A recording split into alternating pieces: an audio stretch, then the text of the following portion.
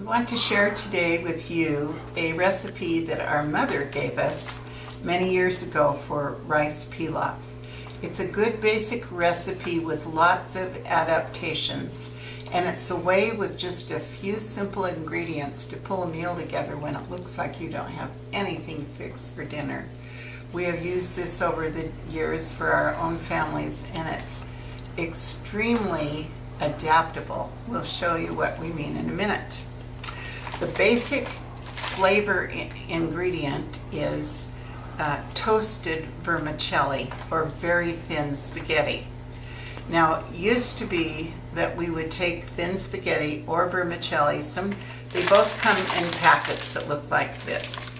That is a messy way to do it. So first we'll demonstrate what you can do if you have to, but try not to. Okay, so because it's thicker, you can't do the whole bag. It used to come in coils like this, and I could just squeeze the bag and break it up in the bag, and that was pretty neat, but it's still more work than already done.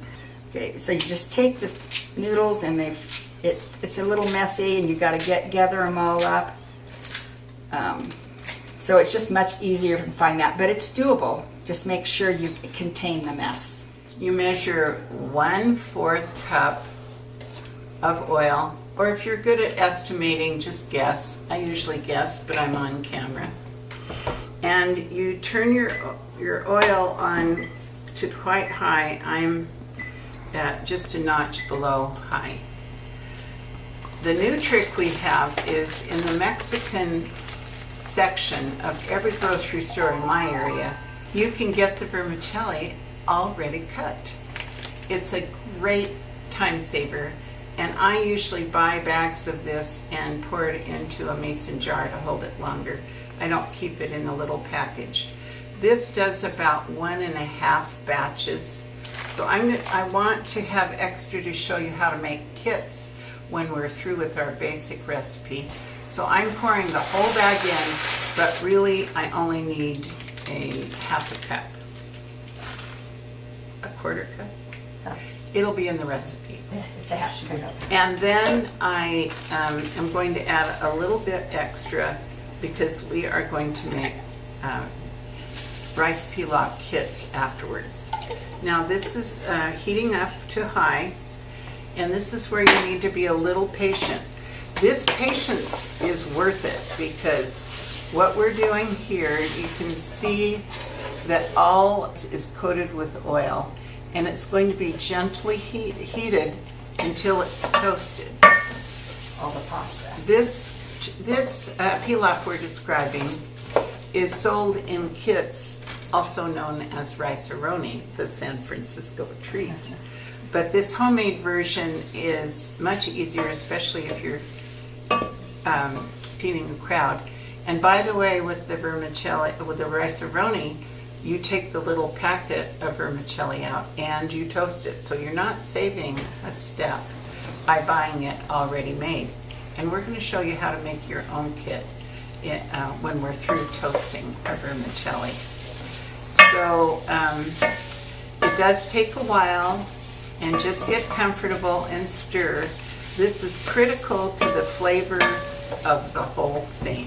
Even if it's partially, if there's a lot of white mixed in and it's not all toasted, just keep stirring it and it will turn out great. You want it to be pretty dark, and so try to do this when you are not distracted. As we said, it can easily burn. It's looking really good to me.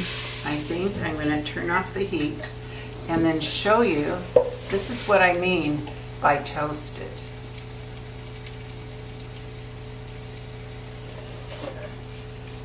After it's toasted, you add 3 cups of rice and 2, Joanne, could you stir this while I'm in? You still have to be sure the pan's hot. You don't want it to burn while you're adding ingredients. And how much more? It's 8 cups. Then you add 2 of your bouillon, 2 tablespoons of bouillon. Again, you start out deciding whether or not you want chicken or beef. So we've got the bouillon in there. Now that all the ingredients are in, we will pour the 8 cups of water into the toasted vermicelli, the rice, and the pilaf. That really is it. The basic part of this recipe is vermicelli, rice, bouillon, and water. 4 ingredients, counting the water. Then you put the lid on and turn it to boiling. It will take a little while for this to begin boiling, but we'll show you just as it gets to a rolling boil. While we're waiting for that, we'll tell you 2 adaptations. We have noticed if your family is really hungry and you want this as a main dish, you can take pre-cooked, these are beef chunks, so I would put beef bouillon in with the rice and add beef chunks the very last few minutes, like 8 to 10 minutes before you're ready to serve. If it's canned meat, drain the can and put the chunks on the top. If you have rotisserie chicken in the refrigerator, you can toss that in. If you have canned chicken, drain it first and then put it in. And then you have a full dinner with very little effort, very little time on your part except for toasting the vermicelli. Also, what you can do, we tried to show you and accidentally had a production issue, and that is you can make kits for another day. So when I toasted all that vermicelli, I toasted enough for 3 batches, and I like to keep mine in a jar. It doesn't have to be mixed like this is. It can be layered, each of the ingredients layered in there, and it doesn't matter what order. And then put a lid on it, Bonnie. And then Bonnie likes to store hers just in a Ziploc bag, a heavy quart size. Will hold the same thing. And then you just have to remember, or you can write on the front, add 8 cups of boiling water.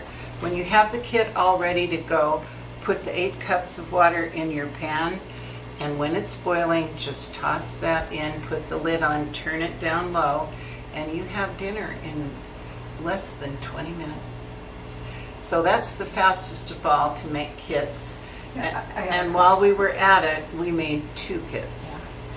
Do you keep these in the freezer, or you can, it's just shelf stable? It's shelf stable. Okay. If you use the powdered bouillon. Yeah. If you can use soup base, the kinds that you can put, that you store in the fridge, make a delicious addition. But if you use the powdered, this is shelf stable. If it's in, if you use the beef base or chicken base, you can keep the kit in the freezer. And that's why Bonnie likes to put it in a Ziploc bag, because she usually has one in her freezer. So saving the most time of all, this takes less time than getting a crock pot out and set up. This is fast and it's right on your stovetop. We peek to see. Okay, it's beginning to boil. Key is make sure you put all 8 cups of water in, or it may turn out too dry. And you don't stir it while it's simmering? No, as long as it's on low, so that in just a minute it'll start like gently streaming out from the lid. You'll see steam. And just keep it so that the steam is there. If the lid kind of rattles, you've got it too high, turn it down. Now the rice is perfectly cooked. It needs to be stirred before you serve it. And I like to put just a little bit of butter on it because I did not toast it in butter. You can put whatever butter you like.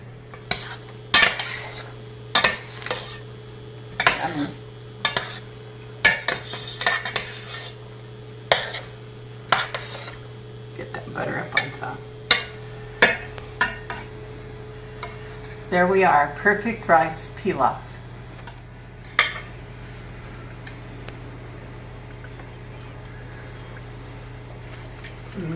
It's good. Delicious, Delicious. just like Mom Very good. used to make.